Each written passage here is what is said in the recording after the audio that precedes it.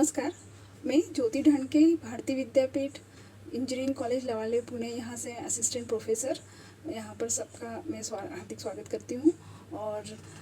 यहाँ पर इसके लिए मैं सभी का धन्यवाद भी करती हूँ कि हमें इसके लिए अपॉर्चुनिटी दी। हमारे कॉलेज के लोगों ने इसके लिए मुझे सपोर्ट किया और हम इस चीज़ के लिए बहुत आभारी हैं। हम इस चीज़ को बहुत ध्यान में लिया गया है जब कोविड का दौरान, जब बच्चों के लिए ऑनलाइन लेक्चर लिए जा रहे थे, लेकिन बच्चों के लिए मटेरियल भी हमें उपलब्ध कर देना चाहिए था कि उनको किस तरीके से उनको पढ़ने के लिए नोटबुक्स, डिजिटल कुछ एक्सेस मिलना चाहिए लाइब्रेरी का। लेकिन सब जगह पे लॉकडाउन होने की वजह से बच्चों को कुछ भी नहीं मिल रहा था। इसलिए कुछ ऐसा लगा कि हाँ, बच्चों के लिए कुछ डिजिटल एक्सेस होना। जब मुझे इस चीज़ का पता चला कि national digital library of India Kharagpur, IIT Kharagpur के इससे उन्होंने एक प्रोजेक्ट के दौरान पूरे ऑल इंडिया लेवल पर वो एक्सेस देते हैं बच्चों को, तो उसका मैंने पूरा लॉकडाउन में पूरे हमारे कॉलेज के 862 स्टूडेंट्स, विद्यार्थियों का मैंने वहाँ पर रजिस्ट्रेशन कराया और पूरे बच्चों को NDLI का, लाइब्रेरी का एक्सेस उनको मिलने लगा। इसके दौरान और कुछ हमारे इसमें बाद में जब उसमें 862 स्टूडेंट थे, उसके बाद अभी तक वो हमारे यहाँ पर कंटिन्यूसली चल रहा है और लगातार अभी तक उसमें मेंबर्स बन रहे हैं। उसके बाद कुछ हमने कॉलेज में मैंने जब बच्चों के एक चीज़ को ध्यान में लिया गया कि बच्चों का इंटरेस्ट कुछ अदर एक्टिविटीज़ में होता है, जैसे कि सॉलिड वेस्ट मैनेजमेंट। तो यहाँ पर भी हमने देखा कि सॉलिड वेस्ट मैनेजमेंट के लिए हमने प्रोजेक्ट पर एक विजिट किया था। वहाँ पर हमने देखा कि प्लास्टिक से किस तरीके से ऑयल बनाया जाता है और फिर प्लास्टिक बॉटल्स को जो किस तरीके से जमा करना है, उसको किस तरीके से यूज़ करके रिसाइकलिंग करना है। इसके अलावा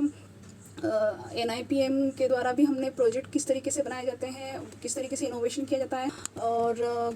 ट्रेसिंग के लिए, गणित के लिए कुछ फॉर्मूलेस को किस तरीके से आसान तरीके से सिखाया जाता है। इसका भी एक इंटरनेशनल वेबिनार लिया था हमने और उसमें मुझे इस बात को बहुत खुशी हो रही है बताते हुए कि उसमें 1862 स्टूडेंट्स लोगों ने उसमें पार्टिसिपेंट्स ने, सारे रिसर्चर, इंडस्ट्रियल पर्सन्स, काफ़ी सारे लोगों ने उसमें पार्टिसिपेशन लिया था। ये हमारे कॉलेज का सबसे बड़ा वेबिनार हुआ था जिसमें काफ़ी संख्या में लोगों ने इसमें भाग लिया था और उसमें मैथ्स की कल्पना, किस तरीके से मैथमेटिकल मॉडलिंग सिखाया जाता है, बहुत आसान तरीके से वो उसमें बताया गया था।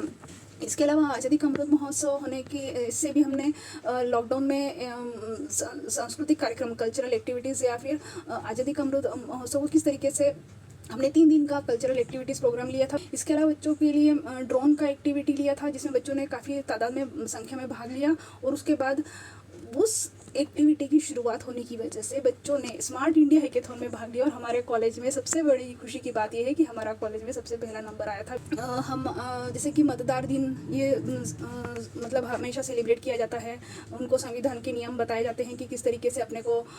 खुद को, बच्चों को अपना 16 साल की उम्र होने के बाद उनको अपने इसमें 18 साल की उम्र के बाद अपने को क्या क्या नियम और क्या क्या रूल्स अपने पता होना चाहिए। तो 16 साल के बाद, फिर उसके बाद 18 साल के बाद और फिर उसके बाद 20। तो उसके लिए एक कंटिन्यूटी में, एक चेन में रख के बच्चों को इसके लिए हम लोग मतलब उसमें शपथ दिलवाते हैं और बच्चे भी उसमें बहुत खुशी से भाग लेते हैं। इसके अलावा नेशनल मैथ्स डे, वो भी बच्चों ने बहुत खुशी से उसमें भाग लिया था और यहाँ पर राष्ट्रीय गणित दिन हमने बहुत अच्छे से सेलिब्रेट किया था। इसके अलावा DRDO के कुछ साइंटिस्ट को बुलाकर यहाँ पर हमने बच्चों के लिए कुछ करियर के रिलेटेड क्या क्या अपॉर्चुनिटीज़ हैं इंजीनियरिंग के बाद में, तो ये भी एक्टिविटीज़ उनको दिखाए थे और बच्चों ने उसमें काफ़ी संख्या में भाग लिया था। सावित्रीबाई फुले, इनके लिए व्याख्यान आयोजित किया गया था जिसमें बच्चों ने अपने क्विज़ देकर अपना किस तरीके से उसको आगे और किस तरीके से लेडीज़ के लिए, लड़कियों के लिए क्या क्या उसमें और क्या आज के ज़माने में, आज के नए एडवांस इसमें क्या क्या एक्टिविटीज़ किए जा सकते हैं, ये उन्होंने अपनी तरफ से उनके व्यूज़ शेयर किए थे। ACP एक हमारे यहाँ पर हमने बुलाए थे जिसमें हमने मतलब महिलाओं के लिए किस तरीके से साइबर सिक्योरिटी के लिए ध्यान देना चाहिए, मोबाइल आजकल की एडवांस टेक्नोलॉजी को देखते हुए लड़कियों के लिए भी बहुत मतलब अवेयरनेस मतलब सही ढंग से क्रिएट करने के लिए उनके लिए कार्यक्रम लिया गया था। एक निर्भय कन्या अभियान हम चलाते हैं जिसमें कि लड़कियों के लिए खास तौर से कार्यक्रम लिए जाते हैं, जिसमें हमने लड़कियों के लिए मैंने कराटे का आयोजन किया था, कराटे ट्रेनिंग का, और बहुत ही ज़्यादा तरीके से लड़कियों ने उसमें काफ़ी सारा उनका रिस्पॉन्स बहुत अच्छा था। और उसके बाद बच्चों की अभी भी यही इच्छा है कि मैम यहाँ पर आके हमें नहीं रुकना है, आपके साथ और क्योंकि कुछ चीज़ें ऐसी होती है जो बुक्स में लिखी हुई हमें सिखाई जाए या नहीं सिखाई जाए, तो भी उसके लिए प्रैक्टिकल नॉलेज, एक्सपीरियंशियल लर्निंग ये बहुत ज़्यादा ज़रूरी है। इनोवेटिव आइडियाज़ ज़रूरी है, रिसर्च करना ज़रूरी है। इन सब चीज़ों को ध्यान में रखते हुए बच्चों का आज उनका जो कदम चल रहा है वो बहुत अग्रसर है। और इन सब के लिए हमारे कॉलेज में और